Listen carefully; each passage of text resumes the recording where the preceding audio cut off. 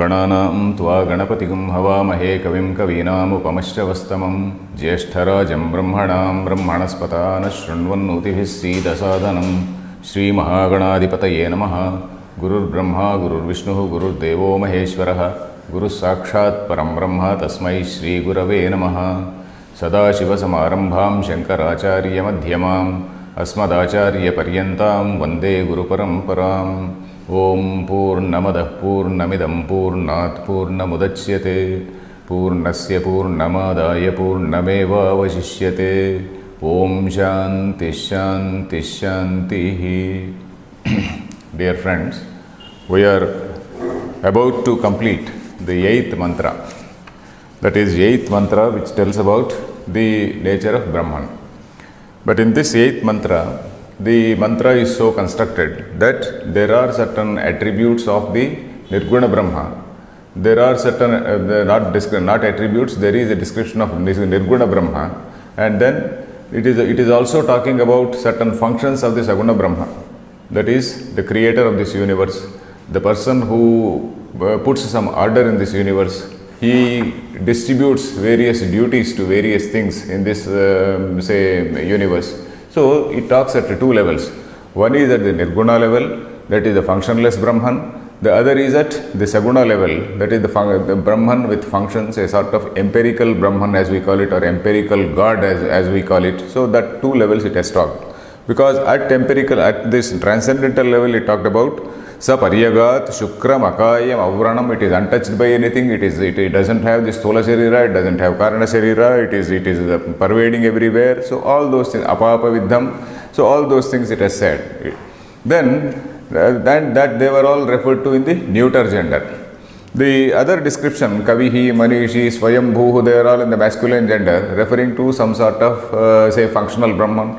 It is also talking about Swayambhuhu, Yatha Tathyataha Arthan Vyadadhat. So depending on a particular person's karma and all that, some duties have been allotted, duties have been earmarked. So that also, that is the function of an empirical Brahman, an empirical God, or God at a transactional level, let us say. So these two levels it has been talking, and then we have completed almost, we are in the last line of this Bhashyam. So let us see this last line. Shashvatibhyah samabhyah, that is what it says, and that is where I stopped, because the God, let us say, or the functional Brahman or the Saguna Brahman has allotted all the duties till eternity. Shashvatibhyah samabhyah. It is a timetable not for 1 day or 2 days or 1 year or 10 years. It is a timetable for eternity, till the universe or till the kalpa, the whole kalpa survives, or till the whole sarga exists, or till another pralaya takes place. Pralaya means a withdrawal into Brahman. Then again appearance from the same Brahman. So samvatsarebhyah, let us see this. Shashvatibhyah nityabhyah samabhyah samvatsarakhebhyah prajapatibhyascha ityarthaha. So nityabhyah, shashvati is something which is eternal. Nitya also, that is something which is the eternal only. Samabhyah, the meaning of sama is samvatsara. Samaha means shashvati is samaha. Upanishad pratishtham tvam agamas shashvati is samaha. That Ramayana shloka is there where Valmiki curses that hunter. So that is it. So samaha means samvatsaraha. Then samvatsara is figuratively called a prajapati. What is a prajapati? Praja is a progeny, a race, let us say. Prajapati is a creator.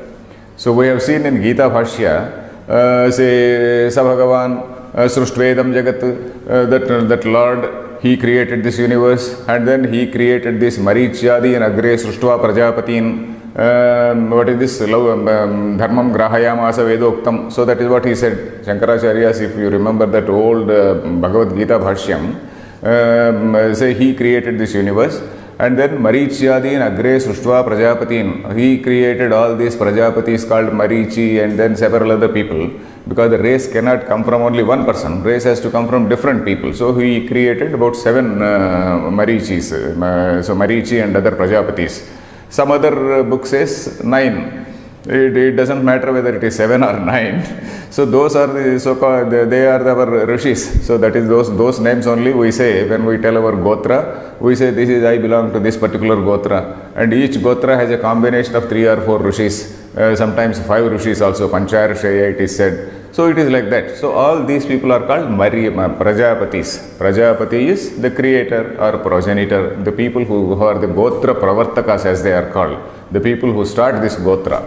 Then how can a year, it is basically a span of time. How can a span of time be called a Prajapati? So which is, we have to see that it is figuratively used so. Because there is a line from Prashnopanishad, first chapter, 9th mantra, Samvatsaro vai Prajapatihi. This Samvatsara is Prajapati. There we see that Prashnopanishad, that and all that background to that. There that Pippalada, that Maharshi, he tells that his student, saying that in the beginning, the creator, he created 2 things. That is Raihi Annamcha, Raihi Pranamcha. Rai and Pranam. Rai means Annam. Rai, the word Rai means, we can as well say it is called rice, something equivalent to our rice. Rai is Annam. Pranam. Pranam is this, say, Prana Shakti, which we have. This Prana, the air we inhale, and then air has about 5 functions in the body. We call it Prana, Apana, Vyana and all that. So this Prana Shakti is, what is that? Energy, let us say. So he created 2 things. One is Rai and the other is Prana. This Rai is a product of the moon. There are 2 things which cause day and night. What are those 2 things? The sun causes day, and then in the night what comes? Whether it causes or whatever it is, in the night we see moon. So sun represents this Prana Shakti and moon represents Annam. Sun represents Prana Shakti and moon represents Annam. In fact, moon is otherwise called Oshadhisha. Oshadhisha is, he is the person who gives, say, sustenance to all these, food. Food means all the things which grow, all the trees and all that. It is said, or it is observed, we do not know, it is observed that moon is the Oshadhisha. Moon is responsible, or moonlight is responsible for the growth of all these Oshadhis.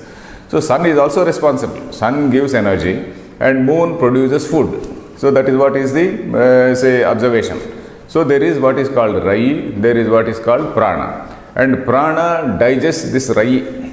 Prana is something which is digests this Rai, because we inhale air, and now of course science says that oxygen produces some heat in the body, and then that heat is responsible for digestion, whatnot.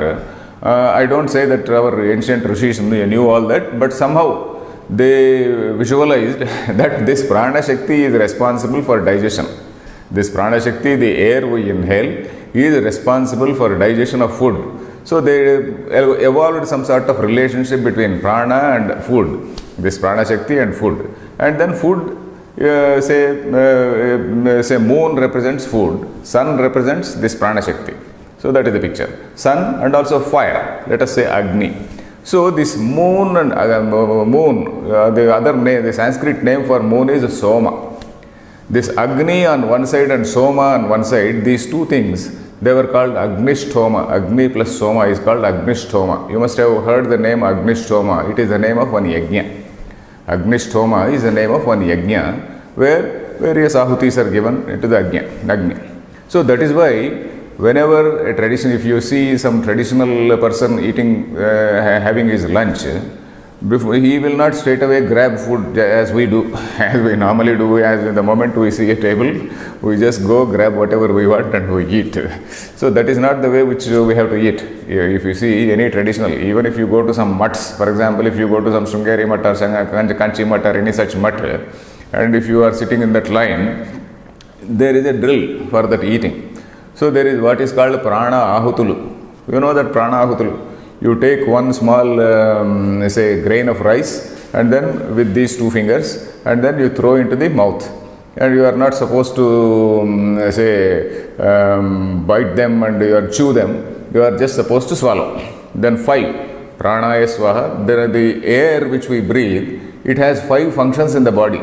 And because of the 5 functions, it has been given 5 names: prana, apana, vyana, udana, samana. So that, of course, I don't go into all those details. So these 5 are called pranas in general. The general name is pranas. So there is an ahuti. Ahuti is whatever is given, thrown into the fire is an ahuti. So there is a fire inside our stomach created by the air we inhale. Now, of course, science says oxygen we inhale, it produces some heat in the body. And then into that fire, you are giving these ahutis. Pranaya swaha, Vyanaya swaha, Apanaya swaha, Udanaya swaha, Samanaya swaha. So these swaha, swaha, swaha, the same mantras which you utter during a yajna, they are uttered while at the time of eating. So the moment a Brahmin sits for lunch, or any traditional person sits for lunch, he does that aposhanam. Then aposhanam is taking the water initially and then purifying the food, and then he has to eat with the idea that he is not gluttonously eating that food. He is a person, he is not gluttonously supposed to grab and eat food. He is supposed to treat it as a sort of yajna. There is a fire in his stomach and he is just satisfying that fire. So only with that intention he has to eat, and then he has to eat only to a limited extent, and how much he has to eat also it has been told. And in fact, in Gita Bhashya, I think in the 4th chapter there is Gita Bhashya. Shankaracharya also quotes a line from yoga, some yoga text saying how much has to eat, how much a person has to eat, and how much vacancy has to be left behind in the stomach. Vayos sancharanartham. Some line is there which I forget. So Vayos sancharanartham, for the movement of the air, some space has to be left in the stomach. So like that, this is all a sacred ritual. Eating food is also a sacred ritual. It's not as though it is something which you have to with a sense of revenge you go and sit there and then grab and eat.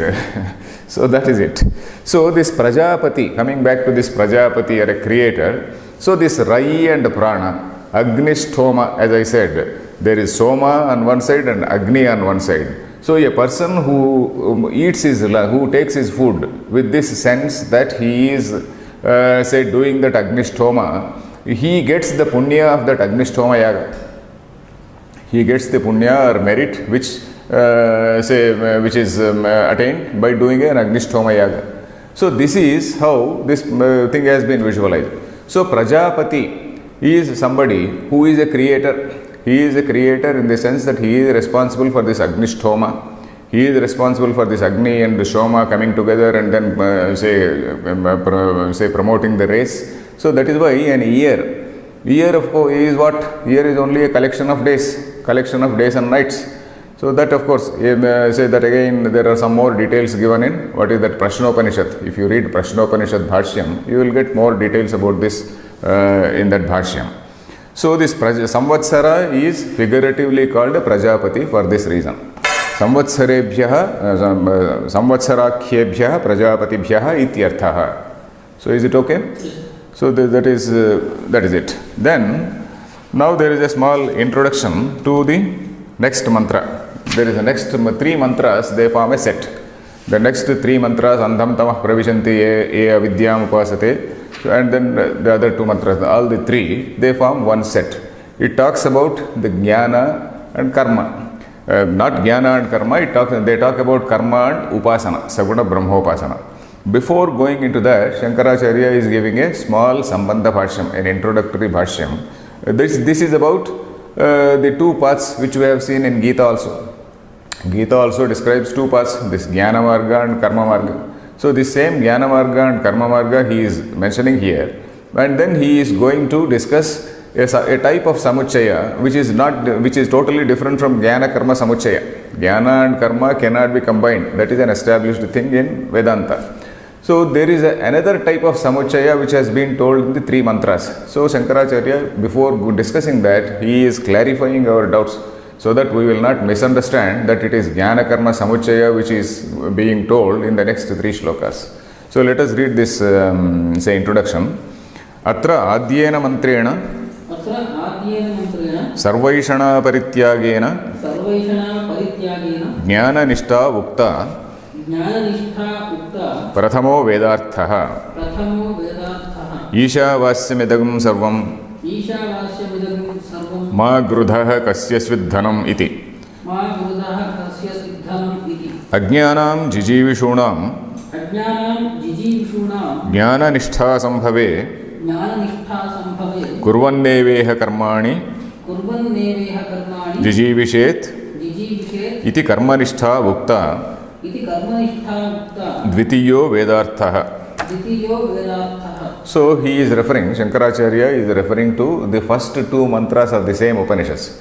The first mantra is, what is that? Isha vasyamitakam sarvam. So that is what he was saying. This entire whole world has to be envisioned. It should be seen as it is the say manifestation of the same Isha. You have to look at the world as Brahman. In other words, you have to see Brahman everywhere. So Isha vasyamitakam sarvam. So a person who is supposed to see, who is expected to see that Brahman everywhere, what should he be? He should not have all possessions. If he is having possessions, which means that he has carved out a niche for himself. He has cut himself out from that Brahman. He has also cut out some other things from Brahman. He says, all this is not Brahman, this is mine, this is mine. When I say that something is mine, I have carved out something from out of that Brahman. So when I have to see everything as Brahman, I should not have anything. So which means sannyasa. Sannyasa means only that. Sannyasa is that sense of ownership, sense of identity, that sense that kartrutva, bhoktrutva and I, that feeling of I, all those things they dissolve or disappear. So that is that sense which has been told in that is what is called jnana nishtha. Atra means in this Upanishad, adyena mantrena, in the first mantra, sarva eshana parityagena. So we have seen what are those eshanas, the putreshana, vitteshana, lokeshana, we have seen, I need not explain. Eshana parityagena, by rejecting all these eshanas or by transcending those eshanas, all those desires, then what has been told? Jnana nishtha ukta. So this jnana nishtha was advocated in this first mantra. That is the primary meaning or primary purport of the Veda. Prathamaha Vedarthaha means that is the primary purport of the Veda. The basic purport of the Veda is to tell him what is the highest. And then for those who are not able to attain what is the highest, it also tells, okay, you follow this path. You follow this path, over a period of time you purify yourself and then slowly attain that stage. So that is the strategy of the Veda. Then next line is ma grudha kasya svidhanam. Don't covet for anybody's wealth, or whose is this wealth. There are two interpretations for that line which we saw. Then ajnanam jijivishunam. Ajnanam, that is for ajnanis, for those who do not have who don't qualify or who don't have that sort of maturity, who have not graduated to that level of understanding. And who are those? Jijivishavaha. Jijivisha is Jivitum iksha, those who desire to live. That means, live means those who want to acquire wealth. After all, Jnani also lives. Jnani is not committing suicide. Jnani also lives. But Jijivishuna means, so those who want to say live in style, let us say. Those who want to live in style, those who want to acquire things, those who want prosperity, those who want this, that, all material things, for them, Jnana nishtha asambhave, for all those things who want to live in style. So Jnana nishtha is asambhava. This Jnana nishtha is impossible. Jnana nishtha asambhave sati kurvanneveha karmani jijivishet. So then Veda says, okay, since you cannot attain that, or you have no inclination for that higher path, you adopt a lower path where you keep doing things in a rather say methodical way. In a way that has been sanctioned by dharma, in a way it has been that has been approved by dharma. So that is it. Even in society, what is there? There are certain things which are sanctioned by law. There are things which are not sanctioned by law. So this dharma is something beyond law. Law is something where there is a sort of enforceable thing. Suppose there is somebody steals, and then the law punishes that man because that is an enforceable thing. There are certain things which are not enforceable. So suppose you have to worship God. You say you have to be generous. It cannot be enforced. I can't put a law saying that you have to worship. I can't put a law saying that you have to say be generous and donate to people. So these are certain things which come under the realm of dharma. So there is something which is enforceable and there is something beyond that thing and which is non-enforceable. But then this dharma or Veda is supposed to cover both these things. It is supposed to give a broad picture of dharma where it gives a way of life to a person, to a human being. So for all these jijivishunam, so karma nishtha bhukta. This is how you have to do karma. You do this nishkama karma so that you will not be tainted by the fruit of the karma, and then your mind will be purified. Then after purification you will slowly mature. So that is the process. Then anayoscha nishtayoho अनयोश्च निष्ठयोः vibhagah विभागः mantra pradarshitayoho मन्त्रप्रदर्शितयोः बृहदारण्यकेऽपि प्रदर्शितः बृहदारण्यकेऽपि प्रदर्शितः सो कामयत सोकामयत जायामे स्यात् जायामे स्यात् इत्यादिना इत्यादिना अज्ञस्य कामिनः अज्ञस्य कामिनः कर्माणि इति कर्माणि इति मन एव अस्य आत्मा मन एव अस्य आत्मा वाक् जाया वाक् जाया इत्यादि वचनात् इत्यादिवचनात् अज्ञत्वं कामित्वं च अज्ञत्वं कामित्वं च कर्मनिष्ठस्य कर्मनिष्ठस्य निश्चितम् अवगम्यते. निश्चितमवगम्यते. So first he is talking about the karmanishta, that is the path of action. So for this path of action, this division between path of action and path of say knowledge, say this has been, whatever has been mentioned in the first two mantras of this Upanishad, it has also been told in several other Upanishads. And just for instance, just for example, just for illustration, he is giving two examples from the Brihadaranyaka Upanishad. So that is the overall picture here. The picture is whatever has been shown in this mantra, it is shown in several other Upanishads. In this Upanishad, it has been shown in several other Upanishads. And in order to illustrate, he is taking two lines.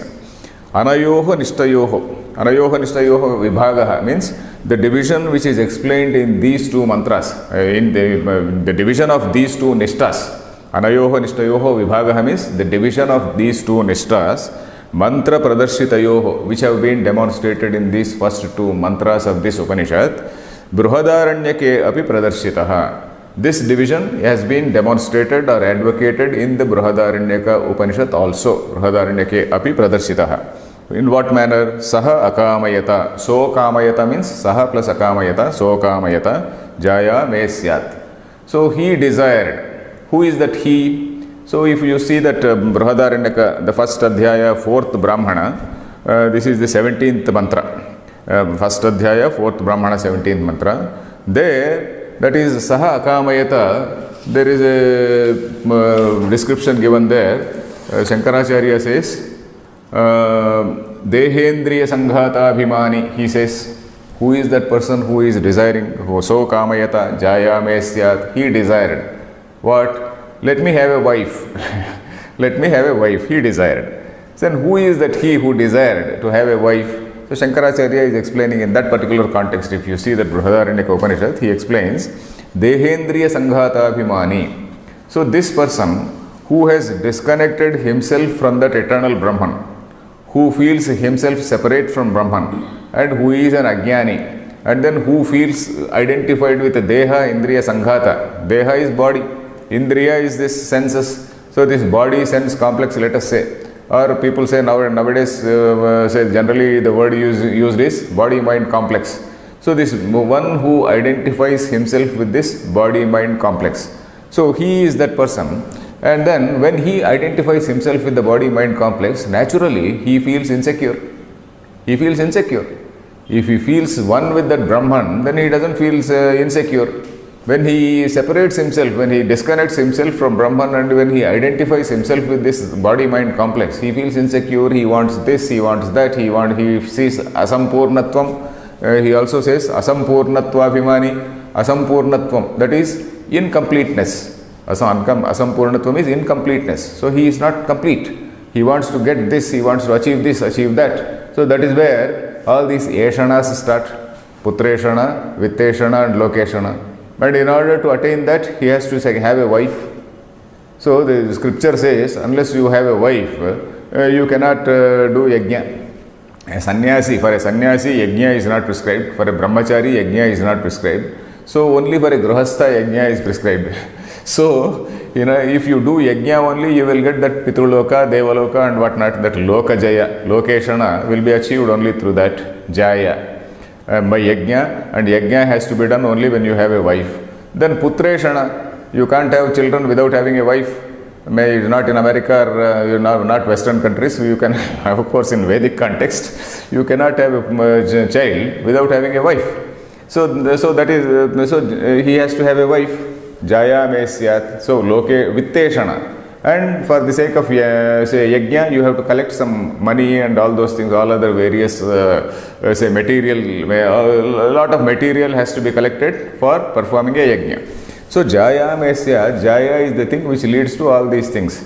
So Lokeshana, Vitteshana, Putreshana and all those things can be achieved initially by having a Jaya. Having a Jaya is a sort of prerequisite for that.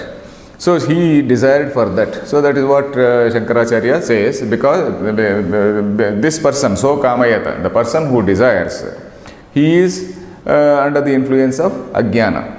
So that is the meaning here. Saha akamayata jayame syat ityadina ajnasya kaminaha karmani iti. So for one who is ignorant and then who is a kami. Kami means one who desires things. Kamaha syastiti kami. One who has desires. So he is a kami. Kaminaha is Shashti Ekavachanam here. Ajnasya kaminaha karmani. For a person who is an ajnani and who is desirous of things, who is covetous about things, only for such a man karmas are prescribed.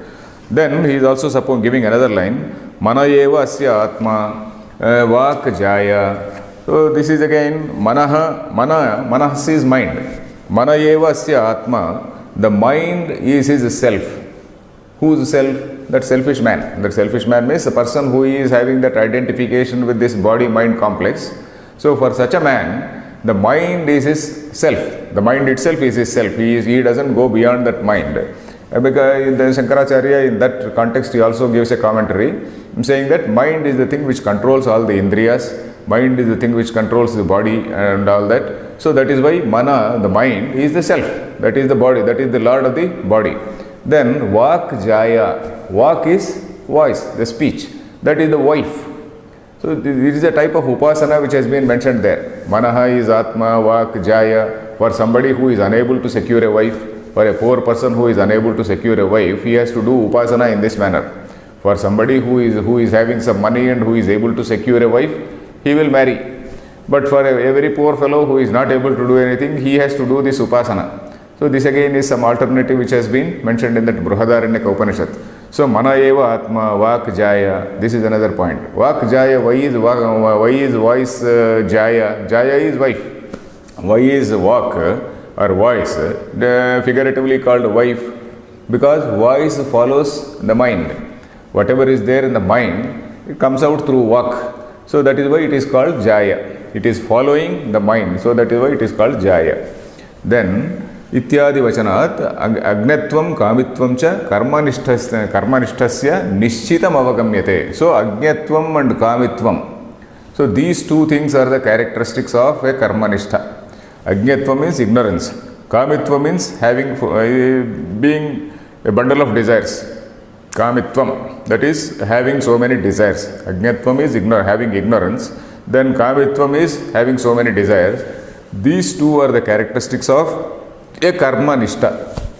That is nishchitam avagamyate. It is very definitely mentioned there. It is very definitely mentioned in the Upanishads, and just quoting the examples of example from Brihadaranyaka here.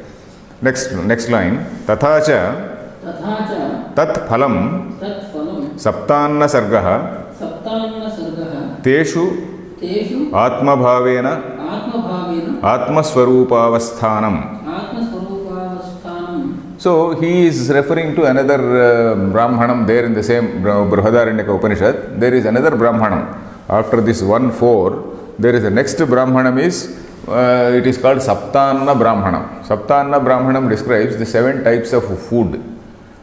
We just now saw in that Samvatsara Prajapati. Samvatsara is called a Prajapati. Samvatsara it is called a Prajapati. This food and energy, that cycle we have been seeing. So the same thing is shown in that thing in a more elaborate manner. That is, everything in this universe is dependent on everything else. So you have different varieties of food. Some food is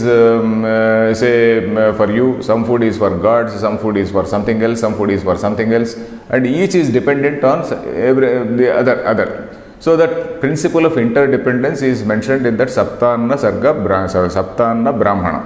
So I will not go into details because there is a lot of figurative use of language in that Brahmanam. Unless we thoroughly read every word of that Brahmanam, we will not be doing justice to that Brahmanam. These 7 types of anna, these 7 types of food, they are given in the footnote here. The first is all these cereals, all these things, vrihi, all these things, they are the food for man, human being. Then huta and prahurta, 2 types of ahutis which we give, that is oblations as we call it, which we give into which we put in the fire. When we can do an yajna, we do some ahutis. So there are 2 types called huta and prahurta. They are for the deities. Then this mind, vani, that is vak and prana, these 3 are for the atma. They are the annam for the atma. Then milk is the food for annam for pashus, for all these animals. So likewise some 7 things. So it appears rather simplistic, but then if you see that Brahmanam and if you see that figurative use of words there, you will make some sense about the idea of interdependence of various things, which is again described in another Brahmanam called Madhu Brahmanam in the same Brihadaranyaka. This Brihadaranyaka is something like an encyclopedia for all karmas, upasanas and all that. All types of karmas, all types of upasanas, all types of karmas means rituals are not explained. Only the meanings of such rituals at a higher level, they are mentioned there. Then again, upasanas are mentioned. Then again, the pure philosophical thought, when you go beyond these 2 things, you go to the higher thing, which is again is going to give. So that is something like an encyclopedia, Brihadaranyaka. So let us see this in the next line. Jayad yeshanatraya sanyasena cha atmavidam karmanistha pratikulyena atmaswarupanishthaiva darshita kim prajaya karishyamah yesham no ayamatma ayam lokah. Yes, yesham no ayam atma ayam, yesham naha ayam atma ayam lokah, yesham no ayam atma ayam lokah ityadina. Okay, so we'll stop here. Jaya, this here he is showing that Jnananishta. So he has shown what is Karmanishta, and in contrast he is showing what is Jnananishta, that path of knowledge. The path of action was shown earlier, the path of knowledge is being shown here. Jayadi Yeshanatraya Sanyasena. This Yeshanatrayamu, we have seen these 3 types of desire, say originating from this Jayadi, starting with wife. The other Yeshanatraya Sanyasena, that is by rejecting or by renouncing all those things. Jnaninam Sanyasena cha Atmavidam Karmanistha Pratikulyena. For this Atmavidam means for the people who know Atma. Atmavit. Atmavit is one who knows Atma is Atmavit. The meaning of vid is to know. Veda, vid to know, vid is to know. Atmavit is one who knows Atman, one who knows Brahman. So that is Atmavidam is Shashti Bahuvachanamu is Atmavidam. For those who know Atman. For those who know Atman, Karmanistha Pratikulyena. Because this Karmanistha is not suitable for them. Karmanistha Pratikulyam. Pratikulyam is opposite of Anukulyam. Anukula and Pratikula, these 2 words. Anukula is pro. This is Pratikulya is anti. So this for and against. So Karmanistha Pratikulyana, because this Karmanistha is not suited to them, then Atmaswarupanisthaiva Darshita. So then for them, staying in that supreme Brahman, Atmanishta, in that position itself, that only is shown. Atmaswarupanisthaiva Darshita. Darshita is, it is presented or shown or proposed. Atmaswarupanisthaiva Darshita. How? Kim prajaya karishyamah yesham noyamatma ayam lokah. So a person, an enlightened man, he says this. This is the life, this is the utterance of an enlightened man. Kim prajaya karishyamaha. What will we do with children? Because these children, praja is children, progeny. With this progeny is supposed to deliver us from this Pitruloka. They are supposed to give us all these, say, tarpana, Pitru tarpanas and all those things after we die. So when you are in that status of, in that awareness of Brahman, all these things, lower things like Pitruloka and Devaloka, all these things become irrelevant or immaterial. You are not even immaterial, irrelevant rather. All these things, they are in that supreme consciousness called Brahman only. So when you are with that, this Pitruloka etc. appears silly. So that is why he says, what will we do with these children? Yesham noyam atmayam lokaha yesham naha. For us to whom this Atma is the Loka. We are in this Atma Loka. We are in this Brahman. We are in this state of Brahman. So for us, what is the use of children? So that is what that enlightened man says. This is again from Brihadaranyaka Upanishad, 4th Adhyaya, 4th Brahmana. Ityadina. The next line, is this line clear? Yes. Okay. Yetu jnananishtaha sannyasinaha tebhyaha asuryanamate ityadina avidvan nindadvarena atmano yathatmyam saparyagat ityetadantaihi mantraihi upadishtam. Okay. Yetu jnananishtaha sannyasinaha. So he is elaborating that. So for those people who are in that jnana-nishtha, who are settled in that Brahma Jnanam, Nishtha is settling in a particular thing. Nitara Nishchayena Avasthanam is Nishtha. That is settling, firmly settling in a particular type of understanding. Jnana Nishtha, firmly settling in that understanding Jnana. Karma Nishtha is firmly in this, say, this mode of ritual mode. So for those who are in this jnana-nishtha, yetu jnana-nishthaha sannyasinaha, those who are in that jnana-nishtha, for them, tebhyaha means for them, what does the Shruti say, what does this Upanishad say? Asuryanamate ityadina, asuryanamate loka andhena tamasa vrtaha, we saw that thing. So they are all these people who are interested in all these rituals, they will go to all those inferior lokas which can be called asuryaha, and with reference in comparison with that state of consciousness, say that supreme Brahman, in comparison with that Brahmajnana, even Devaloka is an asurya loka. In comparison with this awareness of Brahman, even Devaloka, you call it Svargaloka, you call it Shivaloka, you call it Vaikuntham, all these things which any religion describes, all these things are inferior. So that is what is the thing. Asuryanamate lokaha, they are all asuryaha. Then namate ityadina avidvan nindadvarena. Avidvan nindadvarena means by say what can we say, denouncing. Avidvat ninda, by denouncing the avidvan, by denouncing the ajnani, by denouncing the ignorant person. Avidvan nindadvarena atmanaha yathatmyam. Then not only they did denounce the ajnani, the Shruti also told what is that Atma, that the real nature of that Atma. What is the real nature of Atma? The Shruti on one hand denounced the ajnani and again explained as to what is the nature of that Brahman. So Atmanaha yathatmyam. Yathatmyam means the real nature. The real nature of this Atman. In what words? Saparyagad ityetadantaihi mantraihi upadishtam. The same mantra which we have seen, Saparyagad Shukrama Papam Avranam, the Akayam Avranam. So this is 8th mantra which we have just completed.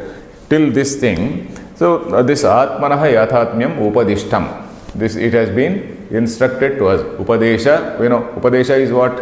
Teaching. Upadishtam means it has been taught. Upadesha, Upadishta. Upadishta is it has been taught.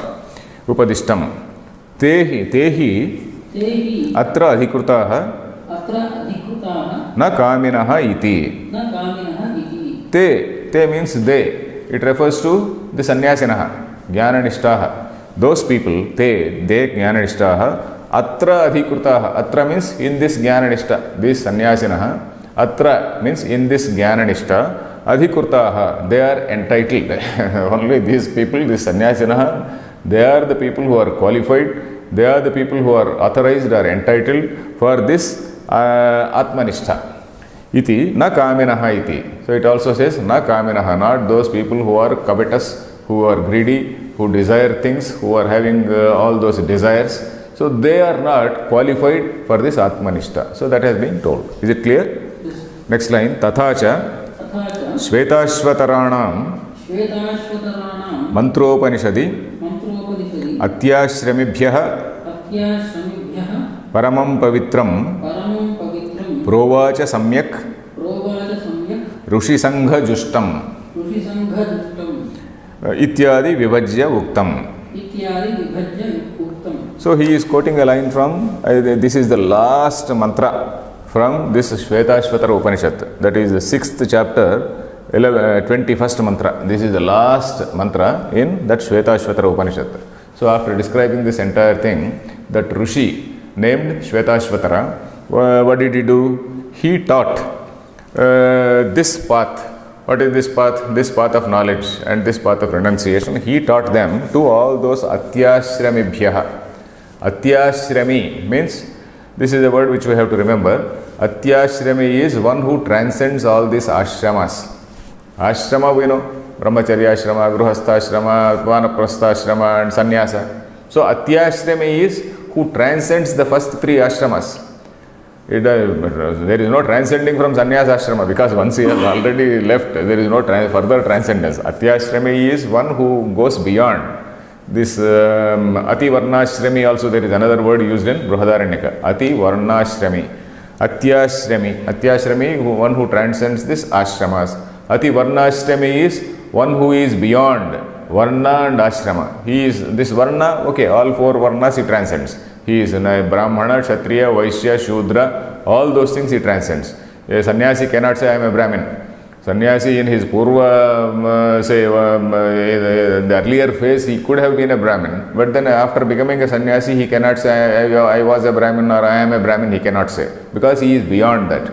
So that is why Ramakrishna Paramahamsa, it seems, he used to go and sweep the houses of the chamars, all these what we call scheduled castes now. He used to sweep the houses and then he used to bow before them.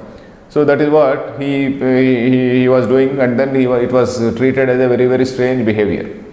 So that is the picture. So Ramakrishna Paramahamsa, he was an Ativarnashrami. He is an Atyashrami and Ativarnashrami. So that is why he could go, he was going to the houses of those chamars, because they were coming and cleaning his ashrama. Then he took pity on them and then he went and cleaned their houses.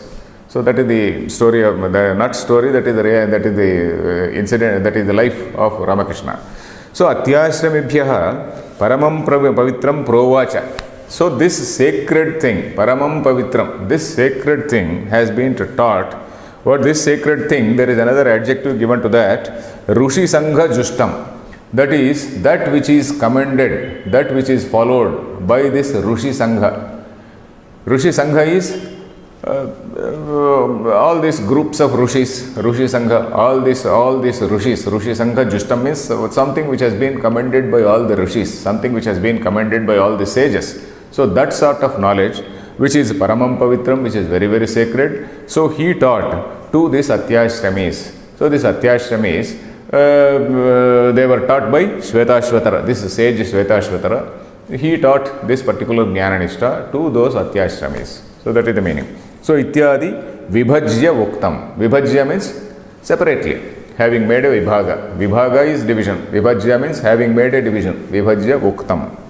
Then Yetu Karminaha Karma Nishthaha Karma Kurvanta Eva Jijivishavaha Tebhyaha Idamuchyate. So now, for the next three shlokas, what do they, not shlokas, mantras, the next three mantras, what are they talking about? So this karma nishta, and what type of karma nishta he is going to say. Yetu karminaha, that is, those who are karmis, those who are in this path of karma, those who have inclination for action or aptitude for action, karma nishthaha, those who are settled in that karma, the path of karma, Karma kurvanta eva jijivishavaha. That is, they want to live or they want to prosper in this, say, transactional world only.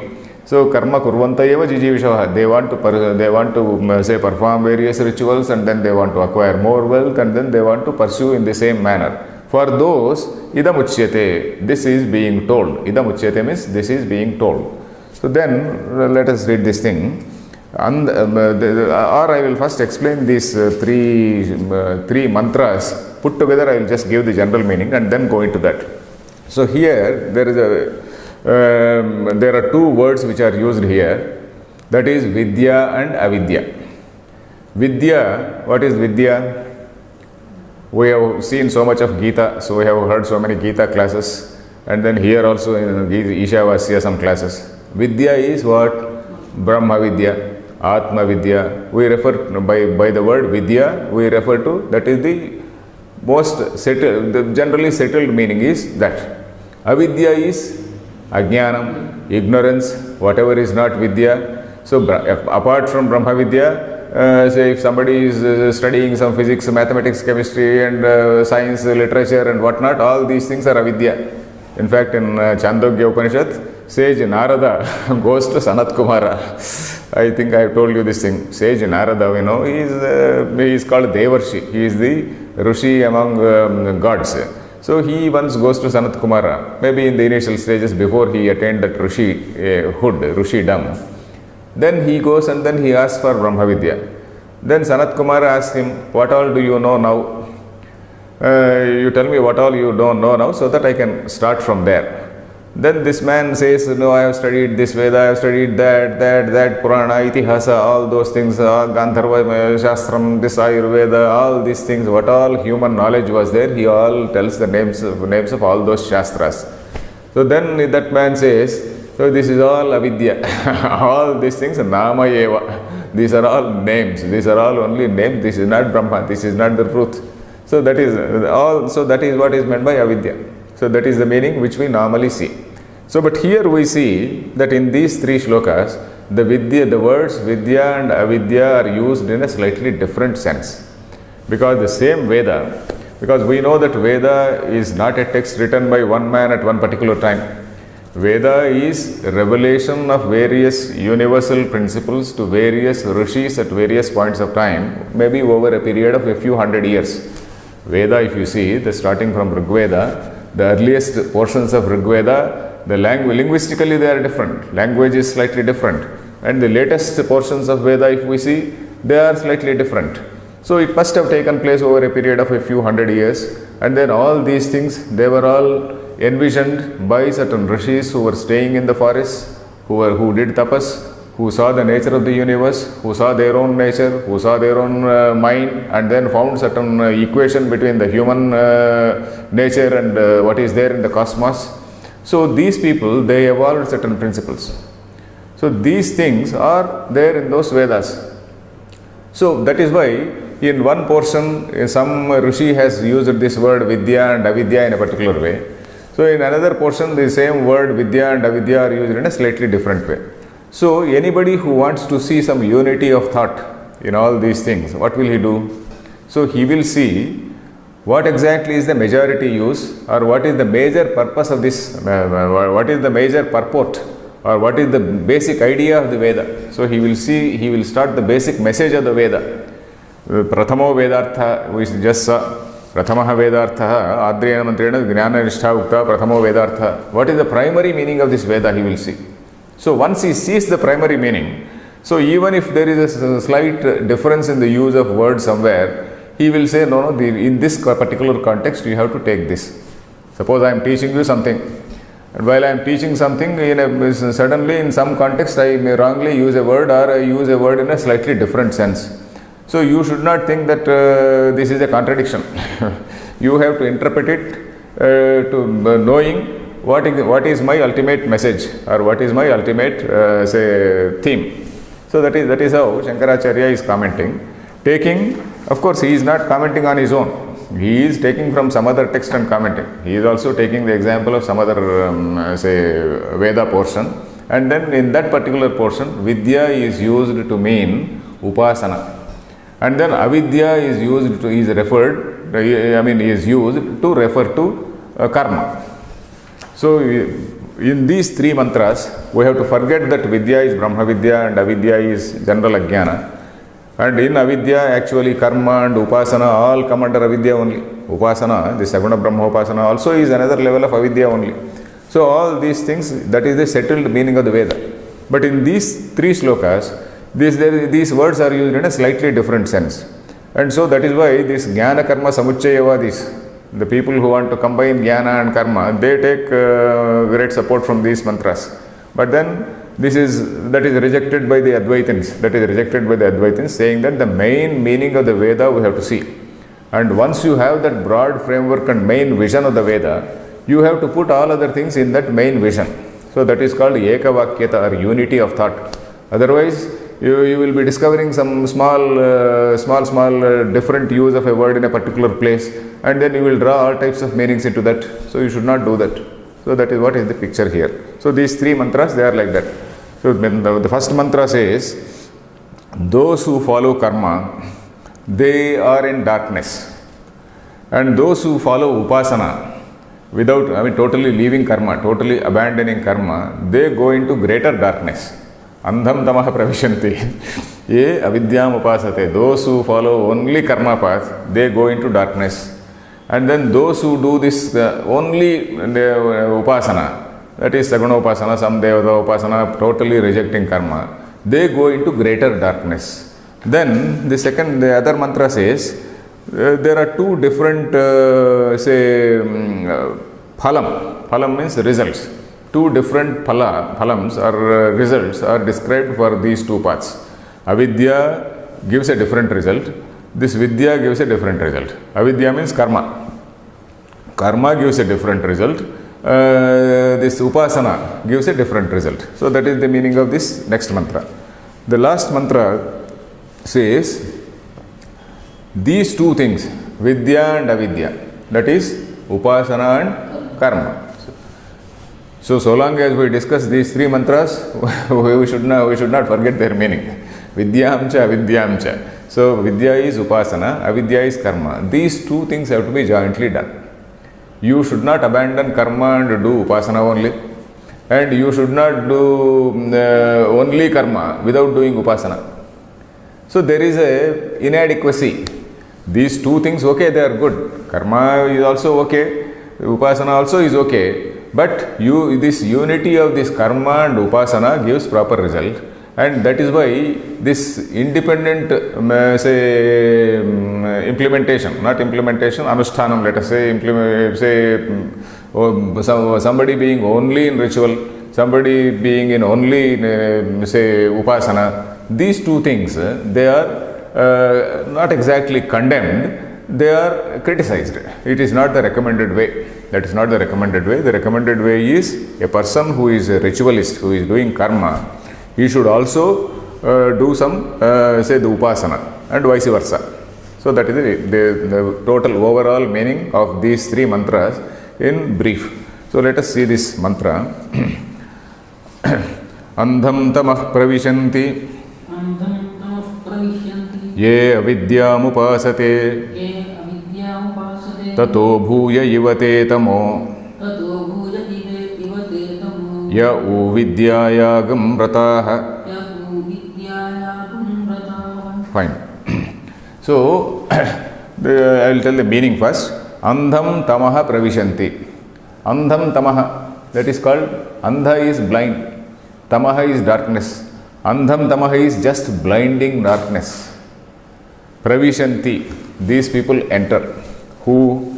Ye avidyam upasate, those who follow the path of karma. Upasate means upaste, upasate. Upasate looks like a singular thing, but upasate is actually plural. Aste is singular, asate is plural. Upasate. Upaste is singular. Upasate is plural. Ye avidyam upasate, those people who follow this path of karma. Those people who follow this path of karma, ye avidyam upasate, te, those people, andham tamaha pravishanti, they enter a state of blinding darkness. That means they are in a state of ignorance.